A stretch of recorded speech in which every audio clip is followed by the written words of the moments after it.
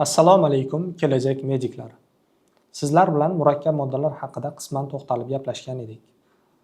Murakkab moddalar demak ikkiga bo'lgandik: anorganik moddalar va organik moddalar. Anorganik moddalarga nimalar kiradi? Anorganik moddalarga asosan o'lik tabiatni tashkil etuvchi moddalar kiradi. Misol uchun tog'lar, misol uchun yerni ostidagi barcha moddalar asosiy qismi anorganik moddalar. Ya'ni o'lik tabiatni tashkil qiladigan barcha moddalar, barchasi desak xato bo'ladi, deyarli ko'pchiligi demak anorganik moddalar. Tirik organizmlarni, ya'ni inson, hayvon, o'simlik, bakteriya, zamburug' va hokazo mana shularni tashkil etuvchi moddalarning asosiy tarkibiy qismi esa demak organik moddalar hisoblanar ekan. Men urg'u berib aytdim, deyarli ko'pchiligi, hammasi emas. Shu joyga e'tibor bering. Demak, biz bugungi darsimizda anorganik birikmalarning eng muhim sinflari haqida gaplashishni boshlaymiz. Keyingi 4 ta darsimiz, ya'ni oksid, asos, kislota, tuz sifatida anorganik birikmalarning eng muhim sinflari haqida gaplashamiz.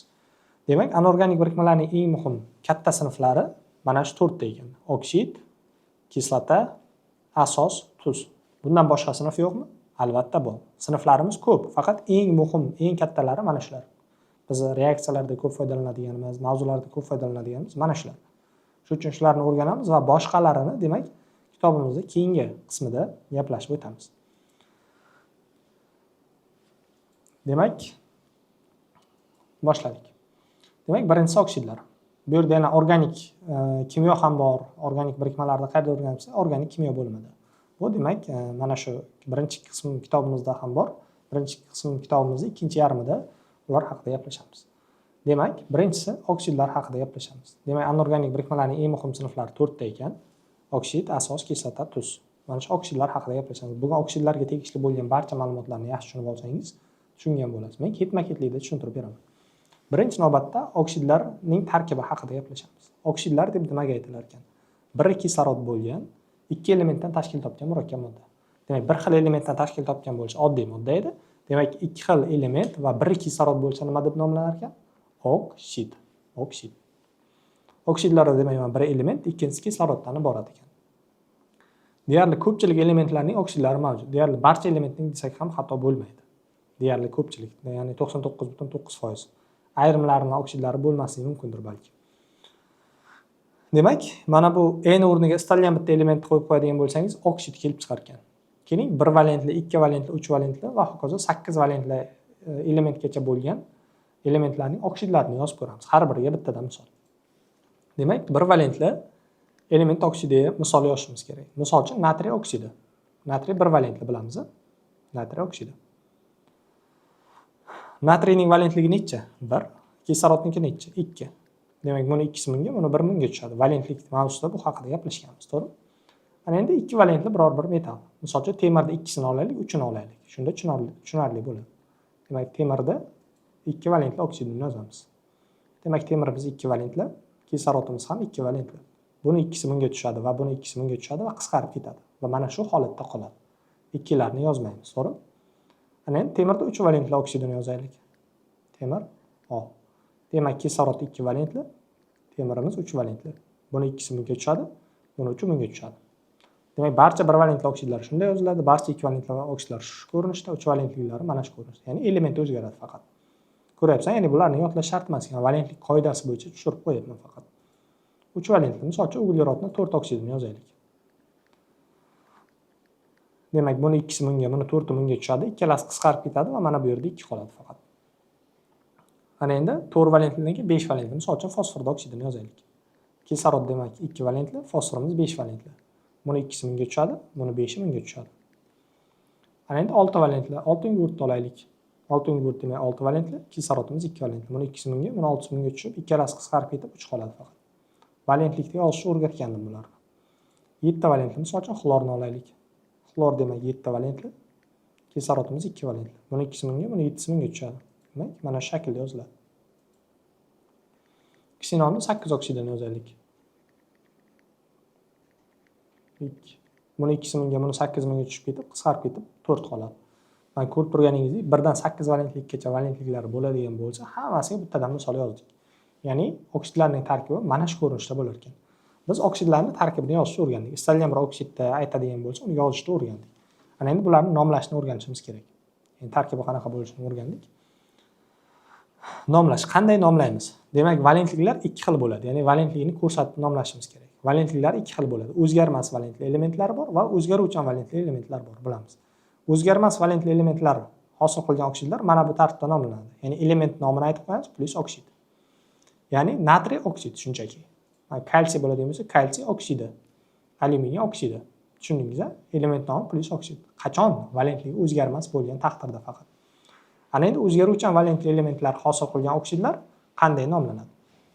Demak, o'zgaruvchan valentli bo'lganda elementning valentligi aytilishi kerak. Misol uchun, bu yerda uglerod 4 oksidi, brom 1 oksidi va fosfor 5 oksidlari berilgan. Mana shularning valentliklari har xil bo'lishi mumkin. Boya misol uchun tepada temirni yozdik, to'g'rimi? Temir mana bu va temirning 3 oksidi bor ekan. Misol uchun sizga shunchaki temir oksidini yoz deb aytsa, nimani yozasiz? Temir oksidi desa, qaysini yozasiz? Siz buni yozasizmi yoki da bunisini yozasizmi? Shu uchun valentligi qavschida aytib ketilar ekan, qavschida. Temir 2 oksid desa, demak siz mana buni yozasiz. Temir agar 3 oksidi deydigan bo'lsa, mana buni yozasiz. Shuni aniqlashtirish uchun valentligi qo'shib aytiladi. Lekin misol uchun alyuminiy oksidda nima uchun valentligi aytilmagan? Shunchaki alyuminiy oksid deb qo'ysam, demak alyuminiy oksid deb qo'yadigan bo'lsam, nima uchun valentligi aytish shart emas? Chunki alyuminiy valentligi aniq. Necha valentli? 3 valentli. Siz qo'rqmasdan turib 3 valentligini yozib qo'yaverasiz. Tushundingizmi? Nomi berilgan bo'lsa, demak siz bemalol ana endi uni tuzilishini yozib bilar ekansiz. Ya'ni molekulyar formulasi. Ana endi atomlar soniga qarab nomlash ham bor. Bu demak yunoncha prefikslardan foydalanamiz. Ya'ni alt qo'shimcha prefiks deyiladi. Demak, alt qo'shimcha. Ya'ni mana prefikslar berilgan. 1 2 3 4 5 6 7 8 9 10 prefikslaridan, adashmasam ham bittasi bor edi, esimda yo'q. Ya'ni shu alt qo'shimchalardan foydalanamiz. Demak, 1 dan 10 gacha bo'lgan raqamlar mono, di, tri, tetra, penta, geksa, gepta, okta, nona, deka deb atalar ekan. Bu nomlanish lekin juda ham kam uchraydi. Lekin yodlab qo'ysangiz zarar qilmaydi. Demak, prefiks birinchi aytiladi, keyin o'sha element nomi, keyin prefiks, keyin oksid so'zi qo'shiladi. Misol uchun N2O4. Mana shuni demak atomlar soniga qarab nomlashimiz kerak, ya'ni yunoncha prefikslar orqali. Shunda nima qilinadi? Birinchi navbatda indeks aytiladi. Mana 2 turibdi, to'g'rimi? 2 qani aytiladi? Demak, D deyiladi. Demak, D azot, mana D azot, 2 ta azot degani. Keyin esa kislorodimiz nechta? 4 ta kislorod deyishimiz kerak. Ya'ni 2 ta azotim bor, 2 ta 4 ta, keyin 4 ta kislorodim bor deb aytishim kerak edi. 2 ta azotim bor deyish uchun diazot deyman, 4 ta kislorodim bor deyish uchun tetraoksid deyman. Mana shu shaklda nomlanadi. Agar mana birinchi elementdan bitta bo'ladigan bo'lsa, uni mono deb qo'shishimiz shart emas. Ya'ni mana uglerod monooksid. Ya'ni uglerod monooksid. Ya'ni bitta kislorod, bitta uglerod degan ma'noni beradi. Uglerod dioksid, bitta uglerod, ikkita kislorod degan ma'noni beradi. Mana diazot pentaoksid, N2O5, ya'ni ikkita azot deyishim kerak, 5 ta kislorod. Mana di ikkita azot va 5 ta kislorod. Tushundingizmi? Demak, atomlar soniga qarab nomlashimiz mumkin ekan. Keyingisiga o'tamiz. Ana endi tarixiy nomlanish ham bor. Tarixiy nomlashlarga misollar keltirilgan oksidlarniki. Misol uchun NO2 gazi bor. Atmosferaga chiqarilganda, demak, sarg'ish, qizg'ish tutun shaklda bo'ladi. Ya'ni mana bu rasmdagi shaklda. Biz buni tulki dumi deb nomlaymiz. Nima uchun esa? Chunki zavod turbalaridan chiqayotganda u tulkining dumiga o'xshash mana shunaqa sarg'ish, qizg'ish, demak, tuman hosil qilib chiqargan. Shuning uchun tulki dumi deb nomlangan.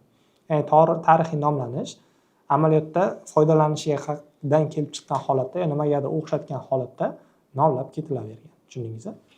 Ya'ni bu aniq bir qoida asosida yo'q. Bularni shunchaki nima qilish kerak? Yodlash kerak bo'ldi. Ya'ni misol uchun kuprit desa hech qanaqa ma'no bermaydi. Misol uchun alyuminiy oksid desa, ma'no bor. Alyuminiy bilan kislorodni yoz degan ma'noda. Bundan oldingi nomlashlarda. Yo masalan, diazot pentaoksid deganda ma'no bor. 2 ta azot, 5 ta kislorodni yoz degan. Lekin misol uchun tulki deganda hech qanaqa ma'no yo'q. Mana shunaqa nomlanishlar, demak, tarixiy nomlanishlar deb atalar ekan. Ularni nima qilish kerak? Shunchaki yodlab qo'yish kerak. Ana endi oksidlarning tuzilishi haqida gaplashishimiz kerak. 1 valentlidan 8 valentligacha bo'lgan oksidlar haqida gaplashdik. Har birining tuzilishi haqida alohida gaplashamiz. Demak, birinchi oksidlarni yozib olaylik.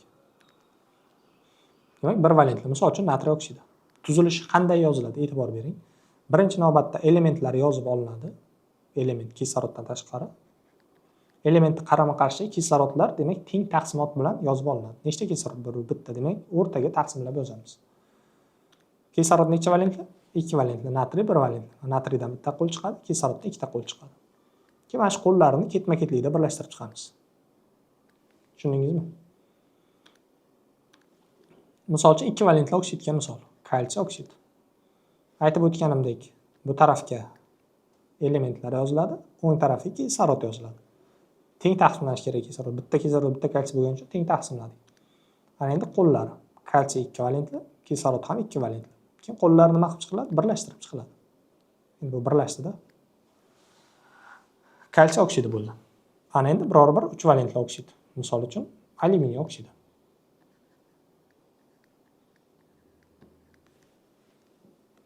Alyuminiy yozib chiqiladi. Bu tarafi kislorodlar teng taqsimlanadi. Keyin qo'llari chiqarilib birlashtiriladi. Demak, alyuminiy 3 valentli bo'lganligi uchun bitta kislorod, ikkita kislorod va 3 ta kislorod buni.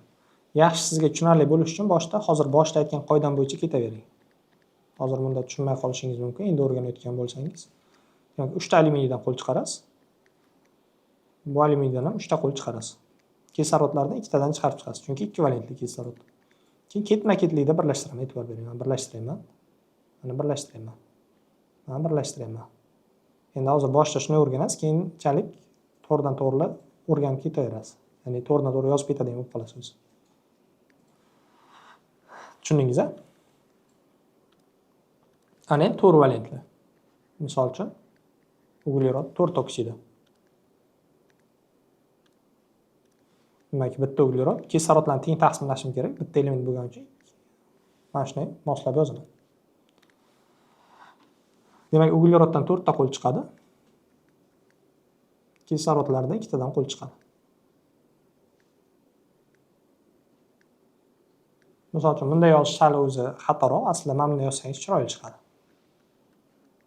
Ko'rdingizmi? Endi o'rganish uchun mana shunaqa tartibda yozaverasiz, keyinchalik mana bu tartibga o'tkazib yozishda mustaqil ravishda, demak, o'rganib olasiz. Uglerodga teng taqsimlanadi kislorodlar.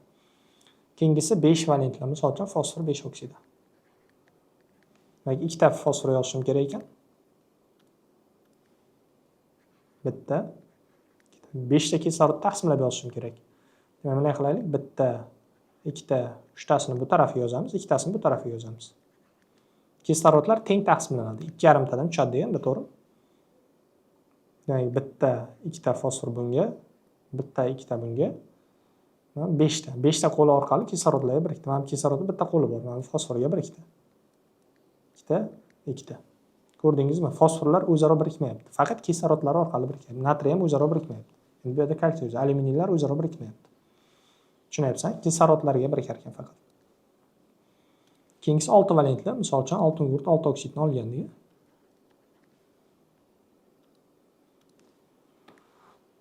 Demak, oltin gurt o'rtada yozasiz, kislorodlarni teng taqsimlashingiz kerak. Mana bunday qilib biriktirsangiz ham bo'ladi. Qisqa shunga birikish kerak, qanday biriktirsangiz ham. Faqat kisloroddan 2 ta qo'l chiqish kerak, oltin gurtdan 6 ta qo'l chiqish kerak va ular o'zaro birikishi kerak. Kislorodlar, ya'ni mana bu qoida bor. Elementni biriktirib qo'yishingiz kerak emas. Yoki bo'lmasa kislorodni o'zaro biriktirib qo'yishingiz kerak emas oksidlarda. Ya'ni mana shu ikkalasi katta xato bo'ladi strukturani yozayotgan vaqtingizda. Tushundingizmi? Keyingisi 7 valentli. Misol uchun xlorid oksid. Demak, ikkita xlorni yozib olasiz. 7 ta kislorod teng taqsimlashingiz kerak. 1, 2, 3. Mana bog'lovchi vazifasini bajaradi. 4, 5, 6, 7. Endi birlashtirib chiqasiz. Ikkita kislorod, mana 4 ta, 6 ta, mana bu kislorod orqali bunga birikadi. Ko'rdingizmi? Ikkita xlor bir-biriga birikishi kerak kislorod orqali. Va o'zaro hammasi birikdi, 7.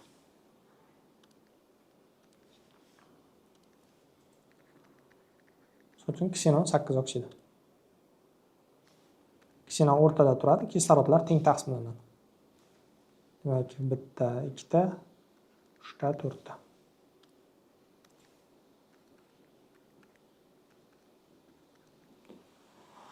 Tushundingizmi? Oksidlarning tuzilishi qanaqa yozilishi? Qiyin emasligi umiddaman. Hamma oksid mana shunaqa tuzilish yoziladi. Men 1 dan 8 gacha misol keltirdim. Misol uchun uglerod bo'lsa, o'rniga misol uchun oltin gurt qo'ysa, oltin gurt qilib, mana bu oltin gurtga almashadi faqat. Tushundingizmi? Lekin buni yodlash kerak emas. Yodlash eng katta xato, tushunish kerak. Demak, element bog'lanmaydi, kislorod bog'lanmaydi. Elementlar kislorod bilan teng taqsimlanib birikadi. Nechta bo'lsa teng taqsimlanadi. Simmetrik bo'ladi hammasi e'tibor bersa, o'rtasidan bo'lsa bo'ladigan bo'lib. Tushundingizmi? Demak, bu oksidlarning tuzilishi edi. Ana endi oksidlar qanday qilib olinadi? Demak, oksidlarning tuzilishini yozishni bildik, oksidlarni nomlashni bildik va oksidlarni ana endi olinishini o'rganishimiz kerak. Qanday qilib olamiz oksidlarni? Demak, birinchi navbatda aktiv metallarning kislorod bilan reaksiyasi. Ya'ni metal oksidlarini qanday qilib olamiz desa, demak, aktiv metallarning kislorod bilan reaksiyasi natijasida. Demak, quyida 10 ta aktiv metal odatdagi sharoitda kislorod bilan to'g'ridan-to'g'ri reaksiyaga kirishib, oksid yoki peroksid hosil qiladi. Peroksid degan so'zning ma'nosi, demak, bitta kislorod ko'proq degan. Hozir uni tushuntirib ketaman birdan-keyin. Demak, birinchi A guruh elementlari mana shular, 1 2 3 4 5 6 ta. Ikkinchi A guruhdan kalsiy, stronsiy, bariy, radiy, faqatgina berilliy va magniydan tashqari. Shunday yodlasangiz bo'ladi. 1 va 2 S gruppacha elementlari faqat mana bu ikkalasidan tashqari deb yodlasangiz bo'ladi. Barcha demak 2A guruh metal va 1A guruhdan faqat litiy kislorod bilan reaksiyaga kirishib oksid hosil qiladi. Demak, barcha 2A guruh elementlar va 1A guruhdan faqat litiy kislorod bilan birikib mana oksid hosil qiladi. Litiy plus kislorod oksidi, kalsiy plus kislorod kalsiy oksidi. Tenglashlarni o'rgatganmiz, to'g'rimi? Kimyoviy reaksiyalarni tenglash mavzusida. Tenglashni o'zingiz mustaqil yozasiz. Kimyoviy reaksiya yozishni bilasiz. Litiydan boshqa 1A guruh metallari kislorod bilan reaksiyaga kirishganda peroksid hosil qiladi. Lekin masalalarda ko'pincha oksid hosil qiling deydi. Shuning uchun bularda ham oksid hosil qilasiz. Peroksid hosil bo'lsa, peroksid hosil qilasiz. Aslida oddiy sharoitda reaksiyaga kirishganda bular peroksid hosil qiladi. Peroksidlar nima degani? Peroksidlar natriy kislorod bilan birikayotadi, to'g'ri, mamnaq qilib. Shunda faqatgina kislorod bog'i bo'ladi peroksidlarda. Ya'ni bitta per degani ko'p degani, ko'p oksid degani ma'nosi. Mana shunaqa bog'i bo'ladi peroksidlarda. Demak, mana ikkita valentligi qolyapti kislorodda. Nechta natriy bor? Ikkita natriy, ikkita rafiy biriktirib qo'yasiz. Tushundingizmi? Misol uchun kaliy peroksid. Keyin bu yerda davom bor ekan aytilgan. Hosil bo'lgan peroksidlardan oksid olish uchun peroksid metalning o'zi bilan qayta reaksiyaga kirishadi. Ya'ni peroksidlarga metalni o'zini qo'shadigan bo'lsangiz, natriy peroksidni natriy qo'shadigan bo'lsangiz, oksid hosil bo'ladi. Kaliy peroksidni kaliy qo'shadigan bo'lsangiz, kaliy oksidi hosil bo'ladi. Demak, peroksidlar tushunarli, qanday yozilishi.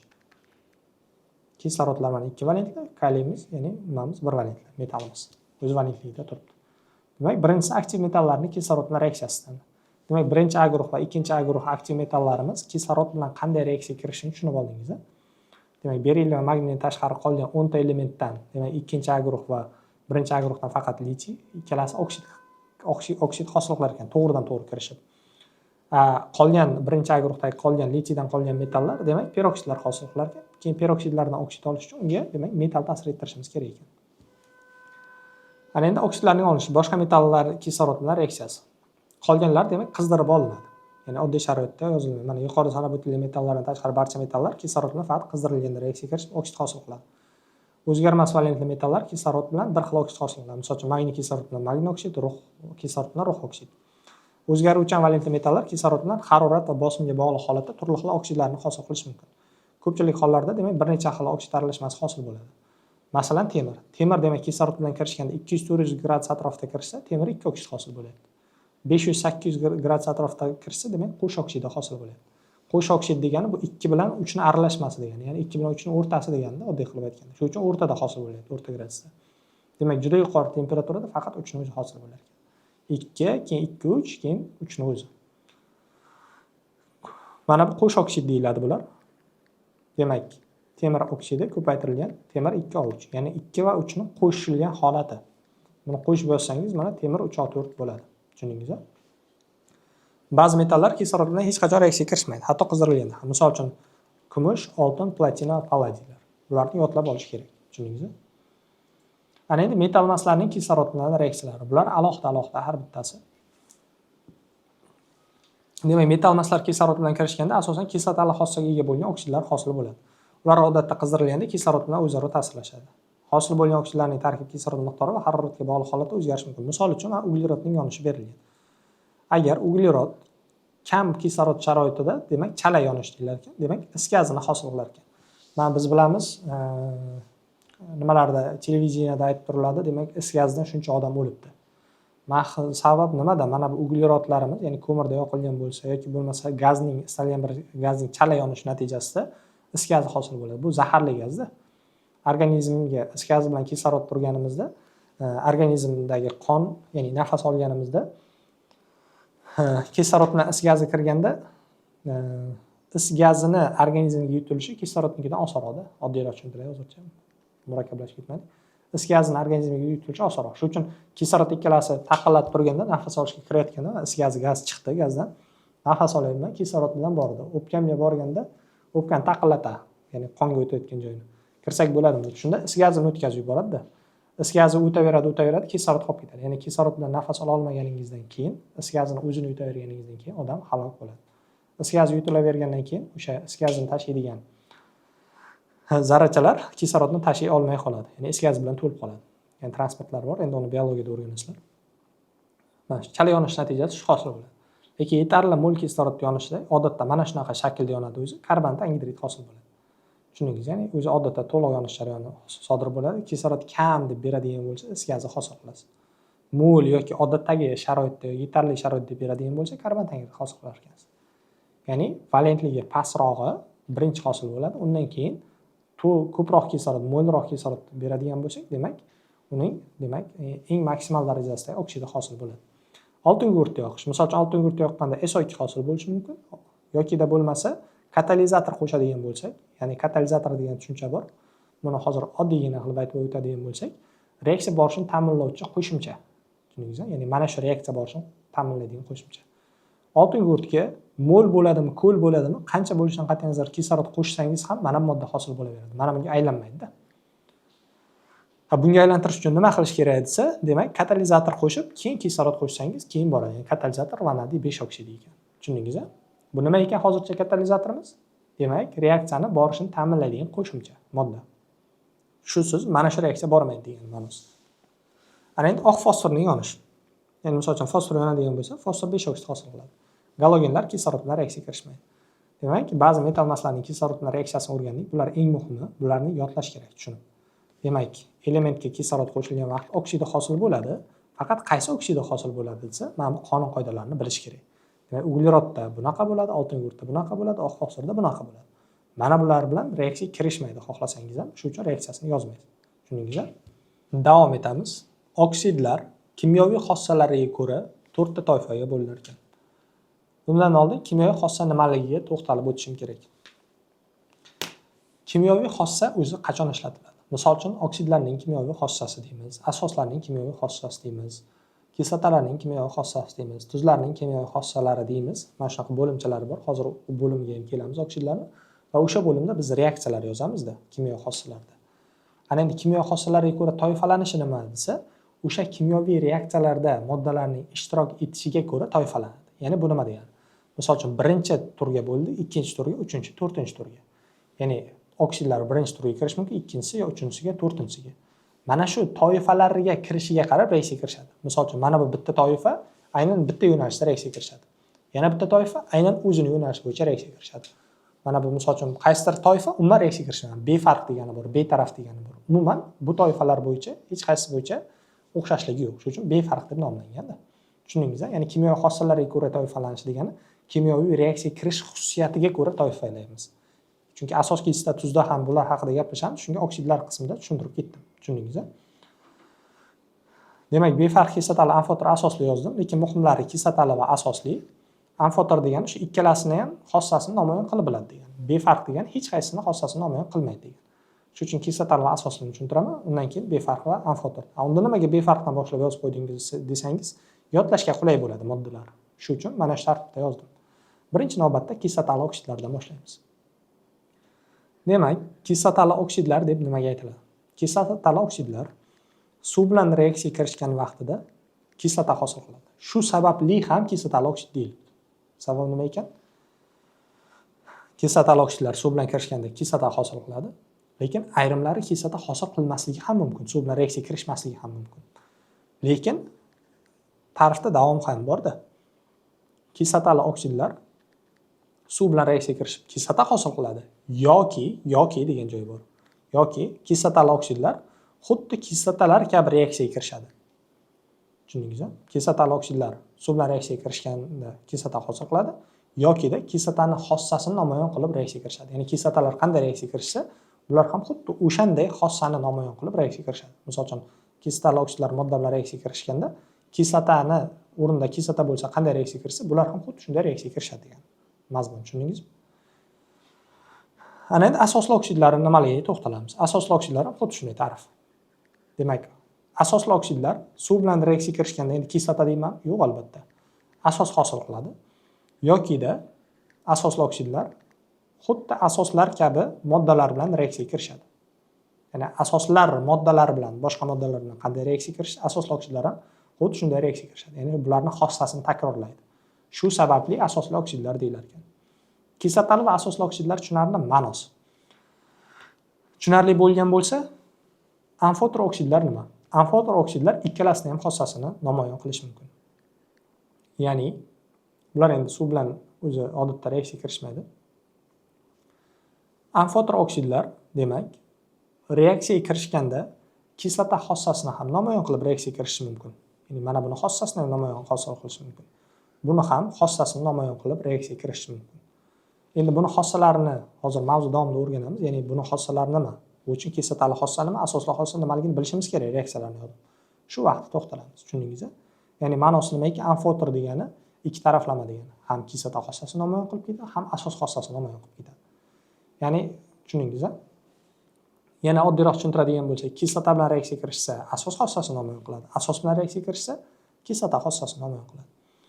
Befarq oksidlar esa demak, kislotali oksidni xossasini ham takrorlamaydi, asosli oksid xossasini ham takrorlamaydi yoki bular kabi reaksiyaga kirishmaydi, ya'ni asos va kislota kabi reaksiyaga kirishmaydi va demak, suv bilan reaksiyaga kirishmaydi. Birinchi qoida, reaksiyaga kirishgan taqdirda ham demak, kislota asosni hosil qilmaydi.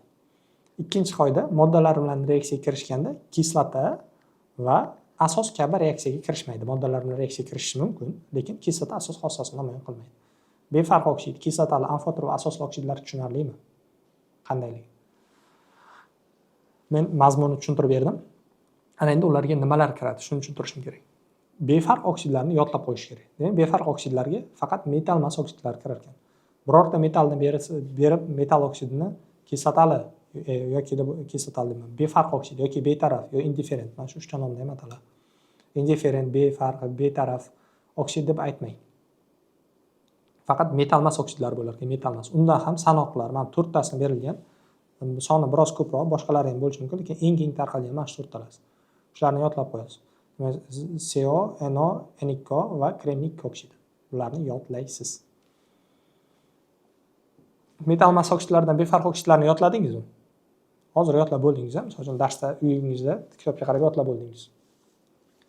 Qolgan barcha metal mas oksidlar kislotali oksidlar ekan. Qolgan barcha, ya'ni betarafdan qolgan barchasi qanaqa oksidga? Metal mas oksidlar. Demak, metal mas oksidlarini ikkita joyga qo'shdik. Ya'ni befarqqa qo'shdik va kislotaliga qo'shdik.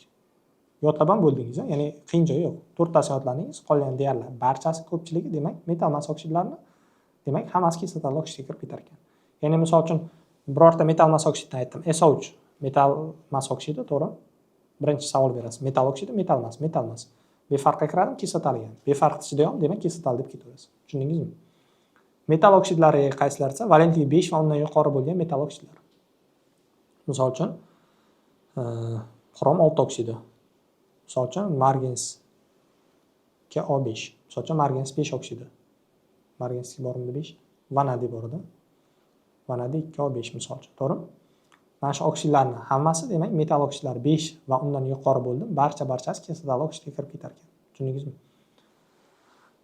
Metal mas oksidlarning farqi, befarqdan tashqari hammasi. Demak, kislotaliga ham metal oksidlari kirish mumkin ekan. Metal mas oksidlari faqat, demak befarqqa faqat metal mas oksidlari. Agregat holatlar bularniki gaz, suyuq, qattiq bo'lishi mumkin ekan. Ma'lumotlar berilgan, shularni qo'shib ketdik xossalarda. Ana endi amfoter oksidlari. Demak, metal oksidlari bo'lishi mumkin ekan. Metal mas so'zi bormi? Yo'q.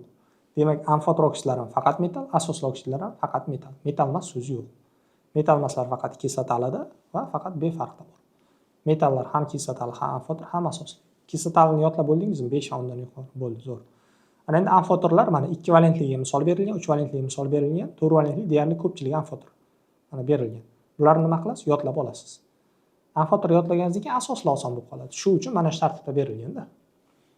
Misol uchun asosliga qaysilar kiradi metall oksidlardan? 1 va 2 valentli amfoterdan boshqa hammasi kirib ketadi. Tushundingizmi? 1 va 2 valentli asosan amfoterdan boshqa hammasi kirib ketadi. 1 va 2 valentli asosan, keyin amfoterdan boshqa hammasi kirib ketadi. Demak, asosligini yodlash kerak? Yo'q, shunchaki amfoterga kirmasa va 5 valentli bo'lmaydigan bo'lsa, hammasi asosli oksid deb aytaverasiz. Tushunarlimi? Kimyoviy xossalarga ko'ra toifalanishni o'rgandik. Yana endi kimyoviy xossalarni ko'ramiz. Ya'ni reaksiyalar. Suv bilan reaksiyasi. Birinchi navbatda kislotali oksidlarning suv bilan reaksiyasini yozamiz. Kislotali oksidlarning suv bilan reaksiyasini yozish juda ham oson. Demak, bu jarayonda suv bilan misol uchun SO3 kislotali oksid, oltin yurt olti oksid yozayotganingizda kislota hosil bo'ladi. Demak, suvlar kislotali oksidlar suv bilan reaksiyaga kirishganda kislotani hosil qiladi. Qanday reaksiya yozaman desa, shunchaki qo'shib qo'yasiz. H2 ga SO3 qo'shilganda, demak, vodorodlar ikkita bo'ladi, oltin yurt bitta bo'ladi, 4 ta kislorod bo'lib qoladi. Mana shu hosil bo'lgan modda kislota deyiladi. Birinchi vodorod, keyin element, keyin kislorod yoziladi. Misol uchun N2O5 bor. Unga suv qo'shadigan bo'lsak, azot 5 oksidi, demak, mana qo'shyapmiz. Vodorod 2 ta, azot 2 ta, kislorod 6 ta. Qisqaradigan bo'lsa, qisqartirib yuborish kerak. Mana shu qoida bor. Bunda qisqarmasdi, shu uchun aytmadim. Bunda qisqaraman. 2 2 6, 2 ga qisqartirib yuborsangiz, mana H2 N2O6 ni 2 ga bo'lsangiz HNO3. Ha, demak, mana bunaqa tartibda reaksiya bor ekan deysiz. Tushundingizmi? Hozircha shu tartibda o'rgansangiz nisbatan osonroq. Endi asosli oksidlarning suv bilan reaksiyalari berilgan. Demak, asosli oksidlar suv bilan ta'sirlashib, mos keluvchi asoslarni hosil qiladi. Biroq barcha asosli oksidlar ham suv bilan reaksiyaga kirishavermaydi. Odatdagi sharoitda suv bilan reaksiyaga kirishadigan asoslar quyidagilar. Ya'ni birinchi A guruhi element oksidlari va ikkinchi A guruhi element oksidlari. Faqat berillий oksidi va magniy oksididan tashqari. Chunki berillий oksidi va magniy oksidi suvda erimaydigan oksidlar hisoblanadi. Tushundingizmi? Demak, suv bilan reaksiyasi oddiy mana. Suv bilan reaksiyasini yozayotganda metall 2O plus suv. 1 valentli, demak, metall oksidlar suv bilan kirishsa, bitta OH saqlagan gidroksidlarni hosil qiladi. Bu gidroksidlar, ya'ni asoslar haqida gaplashamiz. Ya'ni metall OH. 1 valentli bo'lsa, bitta OH ni biriktirasiz. Metall 2 valentli bo'lsa, ikkita OH ni biriktirasiz. Reaksiya shunday boradi. Mana natriy oksid, natriy 1 valentli, demak, bitta OH ni biriktirib qo'yaman jarayondan keyin. Kaliy 1 valentli, bitta OH ni biriktirib qo'yaman. Kalsiy 2 valentlimi, demak, ikkita OH ni biriktirib qo'yganman. Ko'rdingizmi? Mana yuqoridan boshqa deyarli hech bir asos oksid suv bilan reaksiyaga kirishmaydi. Hech bir amfoter yoki betaraf oksid suv bilan na odatdagi sharoitda, na qizirilgan reaksiyaga kirishib, kislota va asos hosil qilmaydi. Buni boya aytib o'tdik, to'g'ri? Qoidada. Ya'ni o'sha qoidalarni yodlaganingizdan keyin kimyoviy reaksiyalarni yozishingiz oson bo'lar ekanda. Shuning uchun o'sha qoidalar tushuntirildi. Neytrallanish reaksiyasini keyingi mavzularda batafsil gaplashamiz. Hozir shunchaki bilib o'tishingiz kerak. Neytrallanish reaksiyasi asosli va kislota xususiyatiga ega bo'lgan moddalarning o'zaro ta'siri. Tushundingizmi? Ya'ni asosli oksidlar bilan kislotali oksidlarning reaksiyasi. Misol uchun natriy oksidi asosli oksid. Oltin yurt oksid, kislotali oksid. Mana shu ikkalasi reaksiyaga kirishganda tuz hosil bo'ladi, natriy sulfat degan. Demak, asosli xususiyatga ega bo'lgan oksid va kislotali xususiyatga ega bo'lgan oksid reaksiyaga kirishib, neytral xususiyatga ega bo'lgan modda hosil bo'lyapti. Ya'ni suvda eritilganda. Tushundingizmi? Shuning uchun ham neytral xususiyatga ega bo'lgan modda hosil bo'lganligi uchun bu reaksiyalar neytrallanish reaksiyalari deb ataladi. Demak, mavzumuz mana shulardan iborat edi, oksidlar mavzumiz. Bular haqida demak ma'lumotlarni kitoblardan to'liq yodlab olasiz, to'liq berilgan, mana shular tushuntirilgan. Undan tashqari yana oksidlarning xossalari bo'ladigan bo'lsa, har bitta mavzuda alohida to'xtalib o'tiladi. Misol uchun oksidlarning boshqa moddalar bilan reaksiyalari o'sha qaysi sinf vakili bo'ladigan bo'lsa, shularida tushuntirib o'tiladi. Hozir mana shularni o'rgansangiz yetarli darajada. Demak, mavzu tushunarli bo'lgan bo'lsa, sog' bo'ling, salomat bo'ling.